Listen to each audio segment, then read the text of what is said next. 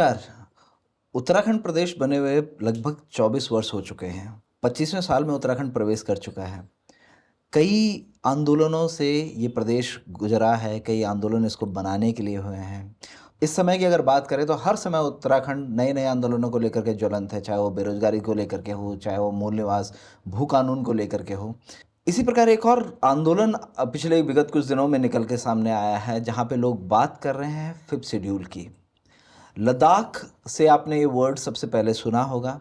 जब लद्दाख में सोनम वांगचुक जो है फिफ्थ शेड्यूल की बात कर रहे थे, सिक्स्थ शेड्यूल की बात कर रहे थे, पहाड़ी राज्यों में इस तरह की एक व्यवस्था की बात की जा रही थी। अचानक से ये जो सुगबुगाहट है वो उत्तराखंड में भी पहुंचने लगी है। तो मेरे साथ आज बात करने के लिए मौजूद हैं उत्तराखंड एकता मंच के राष्ट्रीय संयोजक अनूप बिष्ट जी। स्वागत है आपका। नमस्कार। नमस्कार जी। नमस्कार जी। अनूप जी, हमारे यहाँ पहाड़ में एक कहावत है, मौ 12 और कुकुर 18। मतलब 12 परिवार हैं और 18 उन्होंने सिक्योरिटी के लिए अपने यहाँ कुत्ते रखे हुए हैं। माफ करना, इसको मतलब एक एग्जाम्पल की तरह लेंगे, पखाने की तरह लेंगे। हाँ। तो मतलब प्रदेश में इतने ठेकेदार, प्रदेश की जिम्मेदारी संभालने वाले, अब एक व्यवस्था जो है ठेकेदारी की आप भी देने जा रहे हैं, मतलब एक नए ठेकेदार के रूप में आप भी उठ रहे हैं। क्या है फिफ्थ शेड्यूल? क्यों इतना आंदोलन पहले ही है, क्यों एक नया आंदोलन?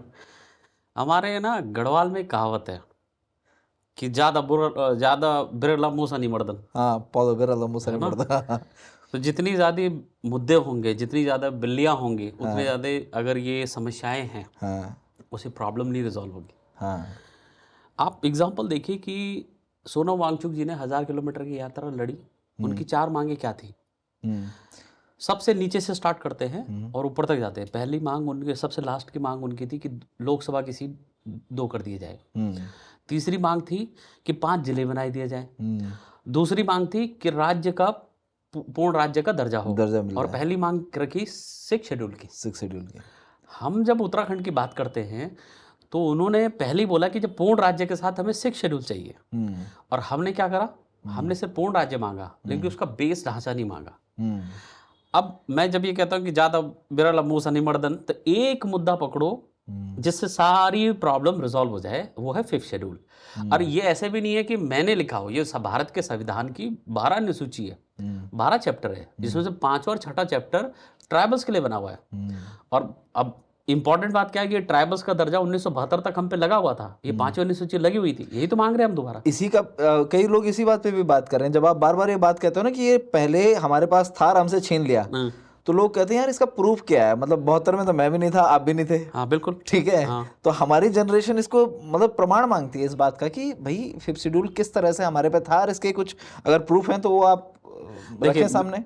इस पॉडकास्ट के बाद मैं आपको सारे प्रूफ भेजूंगा, ठीक है? और जो मैं बोलूंगा इस टाइम पे भारत सरकार के डॉक्यूमेंट के हिसाब से, सुप्रीम कोर्ट के डॉक्यूमेंट के हिसाब से और ब्रिटिश पार्लियामेंट के आर्काइवल डॉक्यूमेंट के हिसाब से बात रखूंगा यहाँ पे, ठीक है? ठीक है। और उसके सारे प्रमाण मैं इस पॉडकास्ट के पास भेज दूंगा आपको। अब आप इस बात को समझिए कि जब भी हम इस बात को कहते हैं कि हमें उत्तराखंड का भविष्य देखना है, तो उसका हिस्ट्री और उसके वर्तमान की जानकारी पूर्ण होनी चाहिए।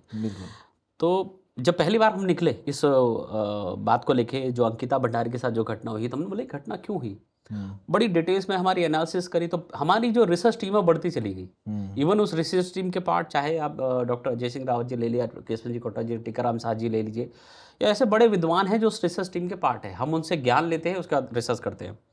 अगर हम ये बोले कि भैया कम से कम हमने ना भी तो कम से कम 50 से 55 किताबें रीड कर ली। किताबों में आपको क्लू मिल सकता है, तथ्य नहीं मिलेंगे। तथ्य आपको भारत सरकार के डॉक्यूमेंट में मिलेगा। क्लू के माध्यम से हमने रिसर्च स्टार्ट करी और भारत सरकार के डॉक्यूमेंट खंगालने को स्टार्ट किया।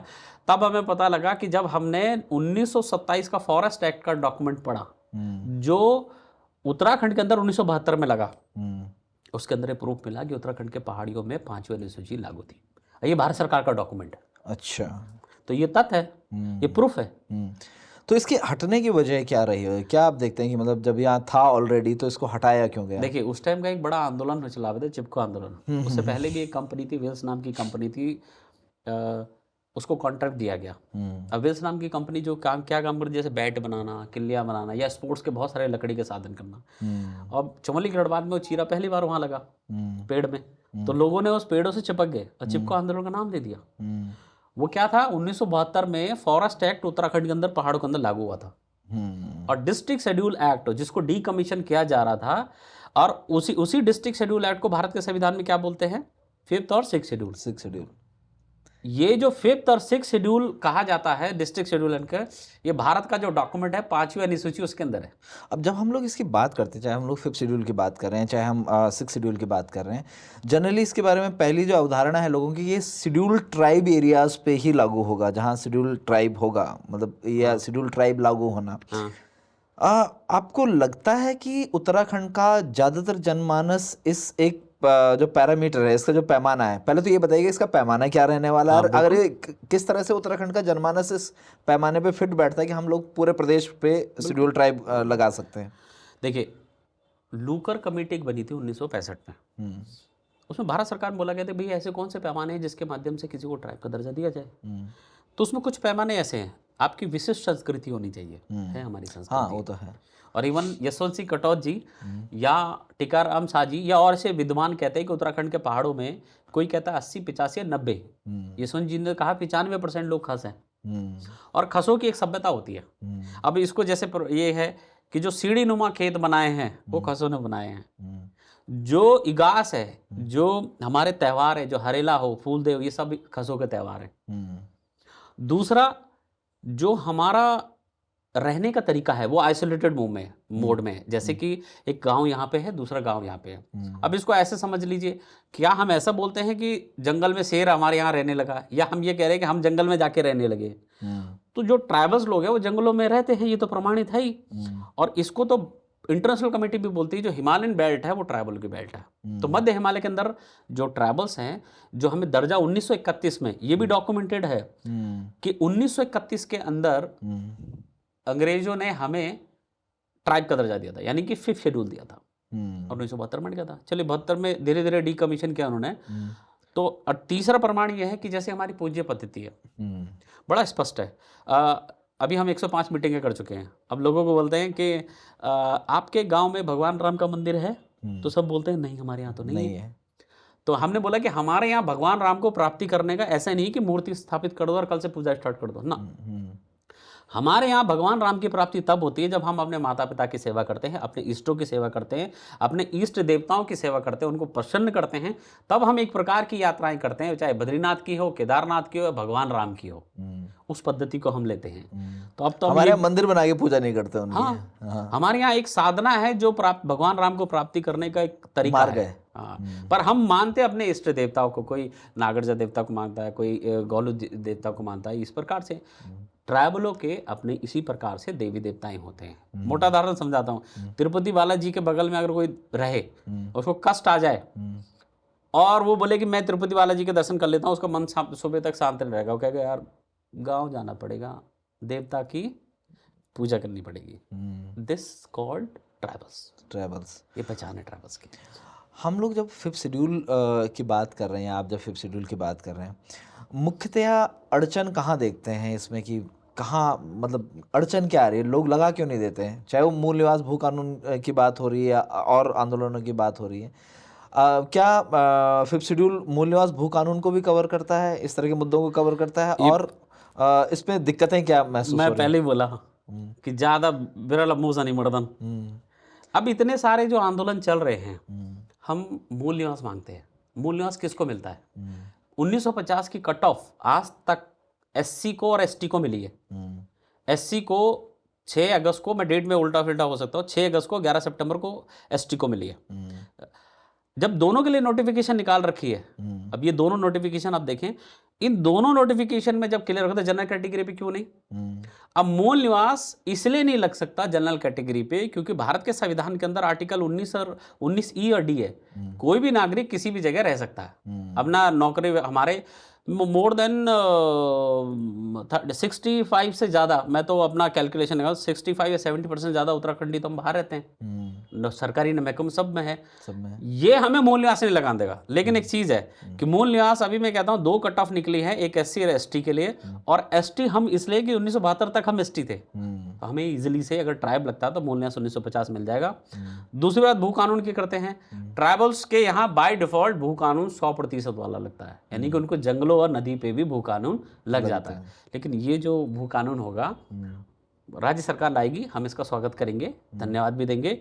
एटलीस्ट कहीं से शुरुआत, क्या कृषि भूमि पे लगेगा, लेकिन कृषि भूमि कितनी, 4%। उत्तराखंड में वैसे ही कम है, वैसे बहुत कम है। हाँ, और कृषि भूमि पे लग भी जाता है तो मैं तो सभी जगह कहता हूँ कि बताओ जरा, आपने अपने क्लियरली कहा कि तुम मक्का का पुंगड़ा छन, पुंगड़े कितने हैं तुम्हारे पास, खुद को पता नहीं। हाँ, सगोड़े कितने हैं, तुम्हारी जमीन किसके नाम पे है, किसी को पता ही नहीं। सब बोना छन भू कानून और मूल निवास। ये वही बात हो, किसी पत्रकार ने पूछा सोनम वांगचुक जी से कि ये बताओ कि आपके यहाँ तो 6 शेड्यूल की मांग चल रही है, हमारे यहाँ भू कानून की चल रही है।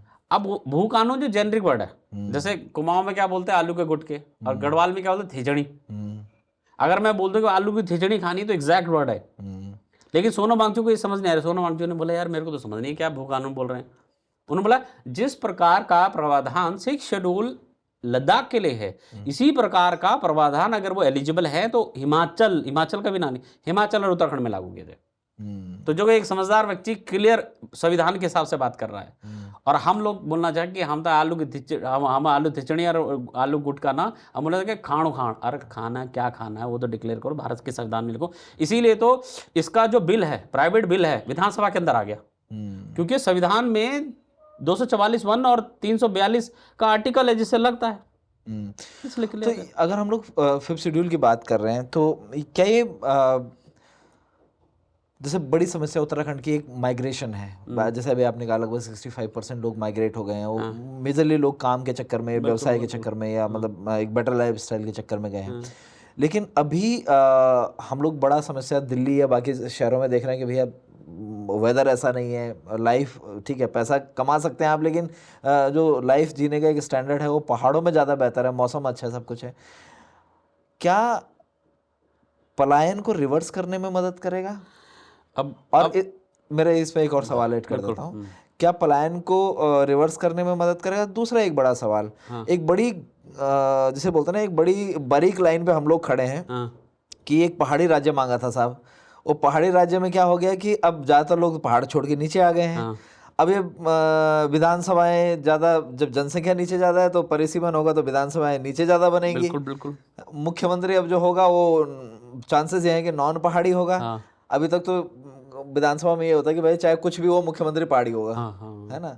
तो क्या ये इन मुद्दों को भी हल कर पाएंगे अगर देखो, शेड्यूल लागू एक होता चीज़ है तो? हमें बस समझना पड़ेगा कि भारत का हर नागरिक इस भारत का हिस्से का अधिकारी भी है और वो कहीं भी रह सकता है। लेकिन ये भी एक चीज़ है कि जैसे कि सपोज कीजिए कि 11 पहाड़ी राज्य हैं, और 11 पहाड़ी राज्यों में मैं उन लोगों से कहता हूं जो उत्तराखंड से बिलोंग नहीं करते हैं कि आप उनमें से राज्यों के नाम बताइए कि किस राज्य में आप जमीन खरीद सकते हैं। तो वो बोलेंगे जी हम उत्तराखंड में खरीद सकते हैं क्योंकि बाकी में नहीं खरीद सकते। तो आपके दिमाग में ये स्पाइक नहीं आता है कि बाकी में क्यों नहीं खरीद सकते? बाकी में इसलिए नहीं खरीद सकते क्योंकि उनकी संस्कृति को बचाना। उससे भी बड़ी चीज़ है कि उत्तराखंड को अगर देवभूमि है तो ये सिर्फ उत्तराखंड के लोगों की जिम्मेदारी नहीं है देवभूमि को बचाना। इसकी एक संस्कृति है, इसकी पद्धति है जो कि पूरे भारत को खुश करती है, पूरे भारत को आशीर्वाद देती है। ये देवभूमि सिर्फ उत्तराखंडियों के लिए नहीं है, ये देवभूमि पूरे भारत के लोगों का देवभूमि है। अब हम बात कर लेते हैं रिवर्स माइग्रेशन, जैसा बोल रहे हैं रिवर्स माइग्रेशन, इसको बचाएगा कौन? जिसको गढ़वाली नहीं आती, कुमाऊनी नहीं आती, वो नीचे चले गए, और जिन्हें आती है वो सब नीचे चले गए, जिन्हें नहीं आती वो सब ऊपर आ गए। तो देवभूमि किस बात का फिर? अभी एक जैसे अभी मैं कंप्लीट करता हूँ क्वेश्चन जो परिसीमन में आपने बोला था और रिवर्स माइग्रेशन का।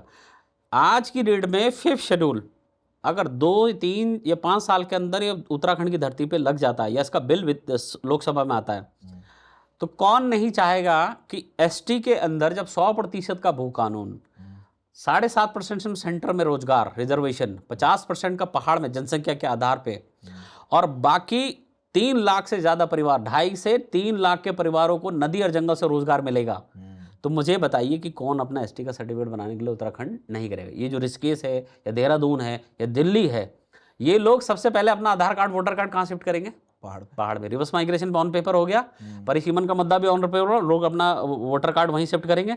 धीरे धीरे ये मानसिकता है कि जहां आपके पेपर्स होते हैं मैक्सिमम आप इन्वेस्टमेंट और अपना भविष्य उधर ही देखते हैं। तो ये रिवर्स माइग्रेशन और परिसीमन के दोनों मुद्दों को खतरनाक तरीके से चोट करता है।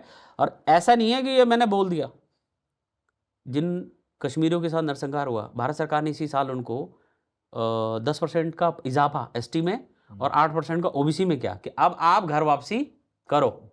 तो 32 लाख लोग घर वापसी कर रहे हैं। जब उन्हें मिल सकता है तो हमें क्यों नहीं मिल सकता, ये भी क्वेश्चन है। अब एक सवाल यहाँ पे और आता है कि जैसे आप बता रहे हैं कि फिफ्थ शेड्यूल जो है कई चीज़ों का समाधान है। हाँ। अभी एक ज्वलंत सवाल उत्तराखंड में ये था कि यहाँ पे डाक विभाग में कुछ भर्तियाँ हुई हैं हाँ। जिसमें ज़्यादातर जो लोग होते हैं, जो रनर होते हैं, बेसिकली जो डाक रनर होते हैं, हाँ। वो हरियाणा से और बिहार से, बेसिकली ज़्यादातर हरियाणा की सबसे ज़्यादा भर्तियाँ हुई हैं। हाँ। हालत यह है कि बेचारे चिट्ठी भी नहीं लिख सकते हिंदी में, हाँ। मतलब हाँ। ये बिल्कुल बिल्कुल ये बिल्कुल। कंडीशन हाँ। में क्या इस तरह की जो हमारे एक सरकार, जो सरकार द्वारा प्रदत्त संसाधन है, संसाधन मतलब नौकरी भी एक संसाधन हो गया, बिल्कुल। हाँ। उसमें कुछ फर्क पड़ेगा फिफ्थ शेड्यूल क्यों नहीं आने से? पड़ेगा? देखिए, आप एग्जाम्पल बताइए कि भारत के लोकतंत्र क्या है? सिर्फ वोट देना है क्या? लोकतंत्र का मतलब है कि सरकारी महकमे के अंदर सर्व समाज के लोग बैठ के पॉलिसी बनाते हैं और सर्व समाज के कंसिडर करके ही बनाते हैं, तब लोकतंत्र पूर्ण होता है। अब इसको कह लीजिए कि अगर वो लोग आए हैं, कल अगर उत्तराखंड का पूरा पहाड़ रिजर्वेशन के अंदर आ जाता है, वो कानून ये फिफ्थ शेड्यूल पूरे उत्तराखंड में लागू हो जाता है, तो हमारे यहाँ से 50% के लोग उस डाकखाने में जाएंगे, 7.5% सेंटर में जाएंगे। तो क्या उसके अंदर जाके, और एक नीति और है, हाँ इसमें सुधार ये किया जा सकता है कि उत्तराखंड के बहुत सारी जगह ऐसे जहाँ गढ़वाली कुमाऊनी के अलावा लोग समझ नहीं पाते हैं, तो कोशिश ये करती है सरकार उसको इम्प्रूवमेंट करेगी, भाई उसी टाइप के लोगों को वहाँ नियुक्त किया जाए। अभी आप ओबीसी आपको मिल रहा है, राजस्थान में मिल रहा है, राजस्थान के दब के ओबीसी मिल रहा है, हरियाणा में दब के ओबीसी मिल रहा है, नेशनल लेवल की वैकेंसीज में वो सेलेक्ट हो रहे हैं, तो कहीं तो फिट करना है। अब उत्तराखंडी लोग ना तो ओबीसी के अंदर है ढंग से, नेशनल लेवल के ओबीसी की बात कर रहा हूँ, स्टेट में तो मिला हुआ 23-24% को, लेकिन नेशनल में कौन गया है, और ना ही एसटी की बात करते हैं। तो जब तक आप उत्तराखंड के मूल निवासी नहीं बनेंगे, आप सिस्टम के अंदर जाओगे नहीं। जड़ ये है, ये थोड़ी कि कोई करप्शन कर रहा है तो उसके ऊपर हम करने, मैं थोड़ी देर फिर कहता हूँ ज़्यादा बिरल मुँह से नहीं बढ़ता, वही सिस्टम आ गया दोबारा। जैसे हम जब आप बात कर रहे हो फिफ्थ शेड्यूल की, और आप बात कर रहे हो लगातार पहाड़ी क्षेत्र की, आपको नहीं लगता ये चीज़ पहाड़ मैदान बांट देगी या एक खाई और खोदेगी? नहीं, मूल निवास को लेकर ही, पहले भू कानून को लेकर के लोग पहले पहाड़ी मैदानी में बटे हुए हैं। एक्चुअली पता क्या है कि अगर हम किसी को बोले कि अगर मैं बोर्ड लगाता हूँ एग्जाम्पल अपने गाँव में कि यहाँ कोई ज़मीन नहीं खरीदेगा, तो इसका मतलब आप लोकतंत्र की जो परिभाषा उसको फॉलो नहीं कर रहे, और अगले दिन पुलिस क्या कर रही है, उस बोर्ड को उखाड़ दे रही है। लेकिन अगर आप सही तरह से मांग करो कि संविधान के हिसाब से मेरी संस्कृति, मेरी पद्धति, हम ट्राइबल है, और अगर ट्राइबल की श्रेणी में आप लोग आ जाते हैं, तो मैं ये समझता हूं कि वो बाय डिफॉल्ट जो लोग हैं उनकी एक मानसिकता बन जाती है कि ये ट्राइबलों का इलाका है।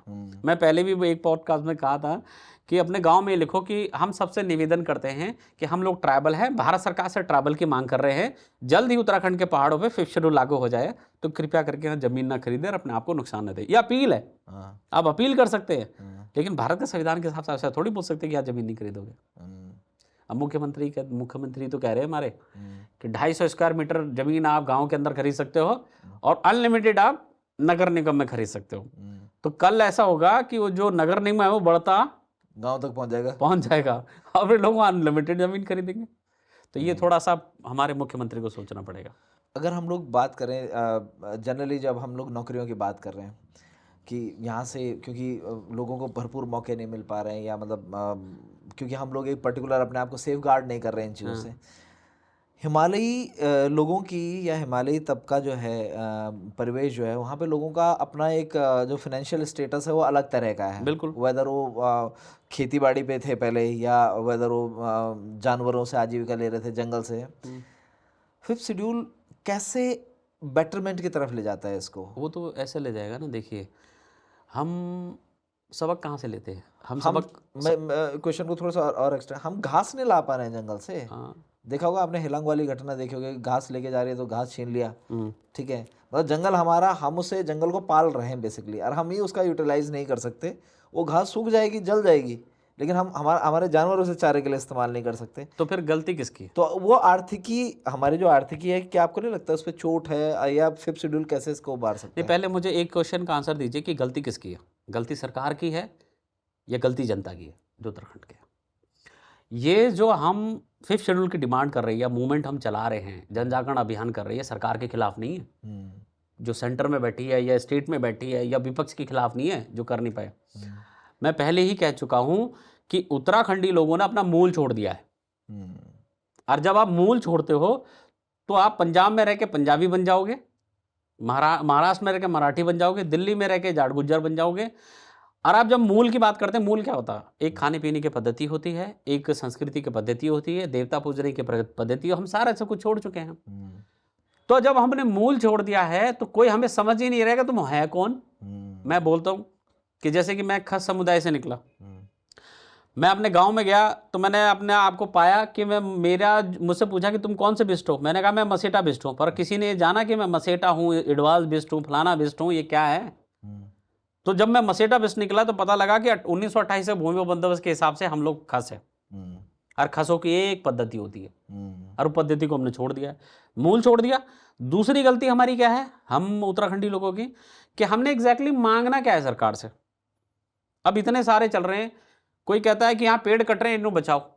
तुम पहले अपने गांव तो जाओ, वहां तो बचाओ उस पेड़ को। कोई कहता है कि शराब का आंदोलन है, कोई कहता है नदी बनाओ, कोई कहता है पुल बनाओ, कोई कहता है मूल न्यास लाओ, कोई कहता है भू कानून लाओ। सरकार बोल रही है मांग, ये पता नहीं क्या क्या मांग रहे हैं। संविधान के हिसाब से मांगो ना आप। संविधान के अंदर जो लिखा हुआ है वो हमारे लिए ही लिखा है। लेकिन ये बात वो भी तो कह रहे हैं कि भाई तुम इसमें अमेंडमेंट कर लो। भाई वो कह रहे हैं अभी जैसे मूल निवास 1950 नहीं मिल सकता, बोला इसमें अमेंडमेंट, विधानसभा में बैठो अमेंडमेंट करो इसमें। तो फिर एक बात बताइए, आप सिंपल सी बात बताइए, किसी भी संविधान के अंदर कोई भी अमेंडमेंट राज्य लेवल पे होगा, बड़ा मेजर चेंजेस होगा, तो उसका सरकार अप्रूवल देगी, सेंटर में जाएगा अप्रूवल के लिए। अब अगर भू कानून, नया भू कानून बनता है, जैसे ये वाला भू कानून, इसके अंदर 2-4 लाइन की चेंजेस करोगे तो राष्ट्रपति इसको चेंज करता है। बिल्कुल वैसे ही जैसे हिमाचल का सेक्शन 118 है, उसमें पिछली बार चेंज किया गया था कि 3 साल से ज्यादा भूमि आप रख नहीं सकते, जो ट्रस्ट को दिया भारी लोगों को। हिमाचल में 57% भूमि में भी लूट हो रही है। ये ऐसे लोगों को लग रहा है कि हिमाचल का सेक्शन 18 है बहुत मजबूत है, नहीं, वो कृषि भूमि पे लगा है, लेकिन जंगलों की जमीन बाहर के लोगों को भेज रहे हैं। तो मुझे ये बताइए कि जो इतनी बड़ी भूमि का अगर आप वो लेते हैं, जैसे हिमाचल में सेक्शन 118 है, या हिमाचल का दूसरा पार्ट क्या बोलते हैं उसको, लाहौल स्पीति, वहाँ पे 43% भूमि पे 5th शेड्यूल लगा हुआ है। उनको पिछले साल 1800 करोड़ फंड मिला है, और हर साल कभी 2000 कभी 1800 करोड़ फंड मिलता है। हम जब मूल छोड़ दिया हमने उत्तराखंडी लोगों ने, और हम मांग ही नहीं रहे एग्जैक्टली हमने मांगना क्या है, तो सरकार तो आपको खुश करेगी या उसको खुश करेगी या उसको खुश करेगी या उसको खुश करेगी। मूल न्यास मांगोगे तो प्लेन वाले दिक्कत करेंगे। लेकिन ये सबकी जिम्मेदारी बन जाती है कि जो देवभूमि है, देवभूमि का संरक्षण करने का पूरे भारत के लोगों की जिम्मेदारी होती है। मैं बताता हूँ कैसे। कारगिल वॉर हुआ, कारगिल वॉर में किसने कहा ऐसा कि भाई घुसपैठिए आए? किसी गांव वालों ने कहा। हमारे गांव में तो माइग्रेशन 70% से ज्यादा हुई है। गांव में कोई है ही नहीं। तो जब हमारा जो उत्तराखंड है वो चाइना से टच है, नेपाल से टच है, तो अगर हम सारे लोग अपना पहाड़ छोड़ते रहेंगे तो एक टाइम पे होगा क्या? सरकार भेज तो रही है ट्रेन, कर्णप्रयाग भेज दी। एक बात मुझे बताइए, ट्रेन किस लिए है? किसी गांव वालों को चाहिए क्या ट्रेन? किसी ने मांगा कि हमें ट्रेन चाहिए? हमने बोला, किसी ने यूसीसी मांगा? नहीं मांगा। हमने बोला हमें 5th शेड्यूल दे दो, हमें ट्राइब का स्टेटस दे दो। ये जो मूल न्यास, भू कानून, ये बहुत सारे मुद्दे हैं जो चल रहे हैं, इसकी सारा जो एंड है वो 5th शेड्यूल ही है। आप मूल न्यास मांगो तो 5th शेड्यूल से कॉपी होगा। जैसे हिमाचल में सेक्शन 118 है, मैक्सिमम पार्ट उसका 5th शेड्यूल से कॉपी हुआ। तो दूसरी बात आप ये समझिए कि कोई भी पद्धति हो, जैसे कि कोई लिखी नहीं है संविधान के अंदर, और आप उसको मांग रहे हो और फिर बोल रहे हो कि चेंजेस लाओ तब हमें दो, ये इजीली मिलेगा या जो संविधान के अंदर पहले से ही लिखा हुआ है वो इजीली मिलेगा? मुझे बता दीजिए।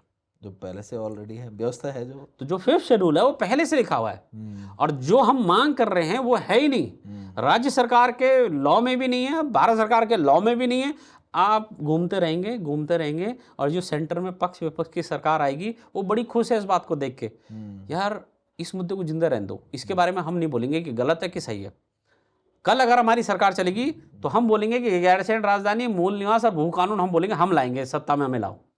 इसी में उलझ के रह जाओगे। असली बात यह है कि 5th शेड्यूल, इसके लिए सारे पॉलिटिशियन एग्री हो रहे धीरे धीरे।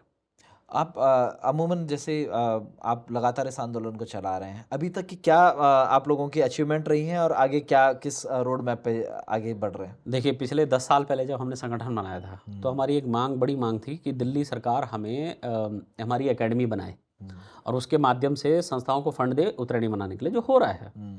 हो सकता है कुछ कमियां पर पूर्ण हो जाएगा। एकेडमी तो बन गई ना, ये हमारी पहली सफलता है।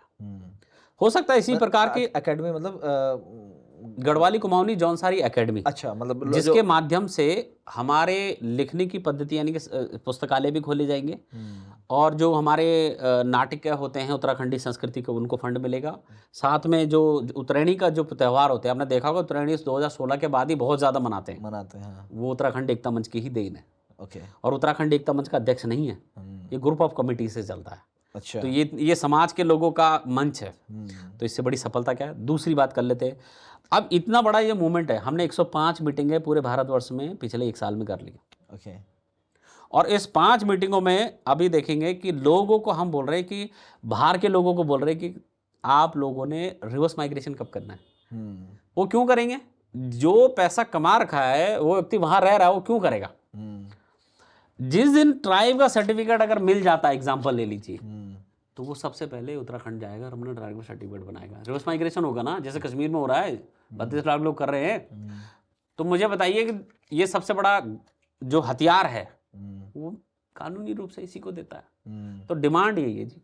बाकी तो मैं ऐसा मानता हूं कि आपने अगर बहुत सारे मुद्दे उठा रखे हैं, तो अगर आपके पास समय है तो आप एक बार भू कानून के लिए लड़ लीजिए, फिर जंगल के लिए लड़ लीजिए, फिर वन अधिकार के लिए लड़ लीजिए, फिर शराब के लिए, फिर पुल के लिए, फिर हॉस्पिटल के लिए।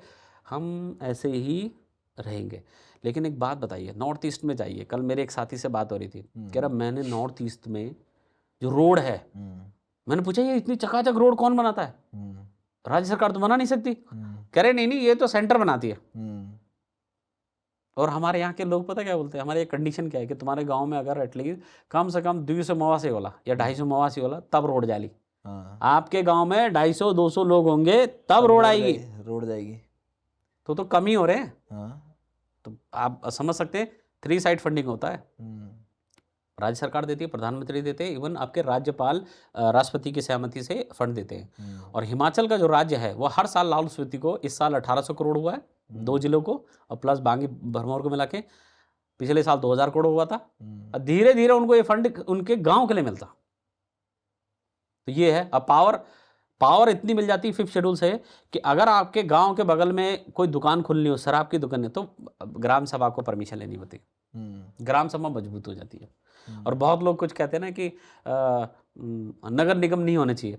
ये बात मैं कभी कभी सहमत होता हूँ कि पहाड़ी इलाकों में जहाँ ट्राइबल्स लोग होते हैं और नगर निगम की जरूरत नहीं है, वो स्वतः अपने कानून होते हैं। और ये तो बहुत लोगों ने भी कहा है कि हमारे यहाँ पुलिस नहीं होती थी पहले। पटवारी अभी भी है, बहुत एरियाज हैं, बहुत से एरिया में पटवारी बहुत कुछ कर लेते थे। इवन जिस क्षेत्र से मैं आता हूँ वहाँ पे पुलिस का पावर जो है पूरे पटवारी के पास है। हाँ, हमारे पूरे इतना बड़ा क्षेत्र में पुलिस नहीं होती है। पूरा पौड़ी में पड़ा रहता है 6 किलोमीटर। कब भी कोई बाई चांस चला जाए, नहीं तो सारा मौजल लोग कर देते हैं। वो करता है। तो ये हम कह रहे हैं कि ये बहुत बड़ा मूवमेंट है, जिससे बहुत तगड़ा सपोर्ट हमें हर जगह से मिल रहा है। इसमें अगर देखें, मतलब जैसे पहाड़ की हम लोग बात कर रहे हैं, अभी भी 5th शेड्यूल की आप लोग बात कर रहे हो, जिसमें शेड्यूल ट्राइब मांगने की बात कर रहे हो। उत्तराखंड ऑलरेडी कुछ एरियाज ऐसे भी तो हैं जहाँ पे शेड्यूल ट्राइब ऑलरेडी लगा हुआ है। बिल्कुल लगा। आप जौनसार को देख लीजिए, या नीतीमाणा को देख लीजिए, नीतीमाणा में है, या राठ में है, शायद राठ में ओबीसी मिला है, ओबीसी मिला वो भी राज्य लेवल का। हाँ, देखिए मैं तो इसको ऐसे कहता हूँ कि लोगों को क्यों समझना है कि हमें ट्राइब का दर्जा चाहिए। जैसे इस डॉक्यूमेंट में, हमारे एक डॉक्यूमेंट में लिखा हुआ है क्लियर, इस डॉक्यूमेंट के अंदर मेंशन है, और पैम्पलेट में भी हम दे रहे हैं, और भारत सरकार को भी एक लेटर ड्राफ्ट होने जा रहा है कि 1921 में उत्तराखंड के पहाड़ में नॉन रेगुलेटेड एरिया घोषित किया गया था अंग्रेजों के द्वारा। नॉन रेगुलेटेड एरिया कौन सा होता है? जहाँ पे स्वतः समाज अपने डिसीजंस लेते हैं, इंडिपेंडेंट, मतलब इंडिपेंडेंट बॉडी। वो एक इंडिपेंडेंट कंट्री के अंदर भी एक इंडिपेंडेंट इंडिजिनियस पीपल कह सकते हो, इंडिजिनियस हो गए। हाँ, इंडिजिनियस पीपल है वो है। दूसरा, आप ये देखिए एक डॉक्यूमेंट हमें मिला ब्रिटिश पार्लियामेंट के अंदर, आर्काइवल डिपार्टमेंट ने, कि जौनसार को अर्ध बहिष्कृत क्षेत्र में डाल रखा था, और उत्तराखंड को, ये जो गढ़वाल कुमाऊं मंडल के ना, इसको पूरा पूर्ण बहिष्कृत क्षेत्र में डाल रखा था। लेकिन जौनसार को ट्राइब का दर्जा मिल गया 1966 में, 67 में, और जिसको पूर्ण बहिष्कृत में डाल रखा था उसको नहीं मिला। इसको थोड़ा डिफाइन करेंगे इस बात को? पूर्ण बहिष्कृत क्षेत्र इसको ये कहा जाता है, वो बहिष्कृत क्षेत्र है जहां से ना तो कर वसूला जाता है, ना वहां डिस्टर्ब किया जाता है, ना वहां पुलिस होती है, ना प्रशासन होता है, कुछ नहीं होता, पूर्ण बहिष्कृत क्षेत्र होता है। अच्छा, ये अंग्रेजों के हिसाब से है। अच्छा, आप कुछ भी करो, अपना इलाका है। अब जब पूर्ण बहिष्कृत क्षेत्र में है तो उसी के 1935 में ये लागू था। उसी से पहले अंग्रेजों ने बोला पूर्ण बहिष्कृत इसलिए है क्योंकि 1931 में अंग्रेजों ने हमें 5th शेड्यूल दे दिया था। मतलब एक तरह से स्वायत्त शासी हो गया है, स्वायत्त खुद शासी का हो- शासन है, यहाँ शासन। पे खुद का शासन है। तो अब आप मुझे बताइए कि जो अर्ध बहिष्कृत क्षेत्र था उनको दे दिया, अच्छी बात है, दिया, वो एलिजिबल भी हैं और इसके लिए मांगते हैं। लेकिन जो पूर्ण बहिष्कृत क्षेत्र था उनको नहीं दिया, उनसे 72 में आपने छीन लिया। अब डिस्ट्रिक्ट शेड्यूल एक्ट को आप डीकमीशन कर रहे हैं और उसको शिफ्ट उठा के 5th शेड्यूल में डाल रहे हैं, तो हमें भी तो 5th और 6th शेड्यूल में डालना चाहिए था, वो आपने डाला नहीं। और दूसरी बात कर लेते हैं कि उत्तराखंड के पहाड़ों में ट्राइबल्स लोग कौन है? जौनसार की बात करेंगे तो सारे खस हैं, उन्होंने अपने आप को खस साबित किया। नीतीमाणा की करेंगे ऊपर पहाड़ में मरछा, वो सब की बात करेंगे, भोटिया लोग बात करेंगे, वो सब भी खस हैं। अभी ये तो चलो ठीक है आपका खस है, लेकिन अब अच्छी बात जो मुझे समझ आई है कि अभी जो ओबीसी का राज्य लेवल का दर्जा जिनको मिल रहा है वो खस हैं।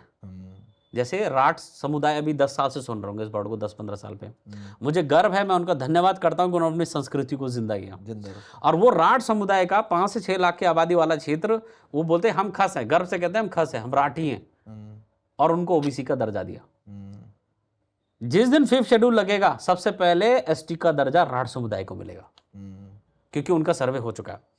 इसी तरह आप जो रमाई में चले जाइए, वो कहते हैं हम खास हैं, उनको ओबीसी का दर्जा मिला। पिथौरागढ़ में चले जाइए, धारचूला के उत्तर बेल्ट में चले जाइए, आप जितने भी जगह में अभी ओबीसी का दर्जा राज्य लेवल पे मिला है, उन्होंने अपने आप को खास साबित किया है। तो यहाँ पे जैसे बहुत सारे लोग तो ब्राह्मण हैं, ठाकुर हैं, या अन्य जातियों में भी हैं। खस एक संस्कृति है, एक सिविलाइजेशन है। अच्छा, इसको जाति नहीं है, जाति की तरह ना देखा, जाति नहीं है। वो एक कश्मीर से लेकर सिलीगुड़ी तक सब लोग खस है। एक्चुअली अगर देखें तो कई पार्ट में इसको ठाकुरों से किया जाता है। नहीं देखिए ऐसा है। मैं तो थोड़ी देर पहले ही कहा कि मैं गाँव गया था, गाँव में मैंने बोला कि मेरा नाम अनूप बिष्ट है और पिताजी का नाम बलवंत सिंह बिष्ट है, तो पटवारी ने बोला बिष्ट हटाओ, बिष्ट नहीं लिखा हमारे यहाँ, आप अपना नाम लिख सकते हो क्योंकि आप रजिस्टर करवा रहे हो। बहुत पहले की बात बता रहा हूँ।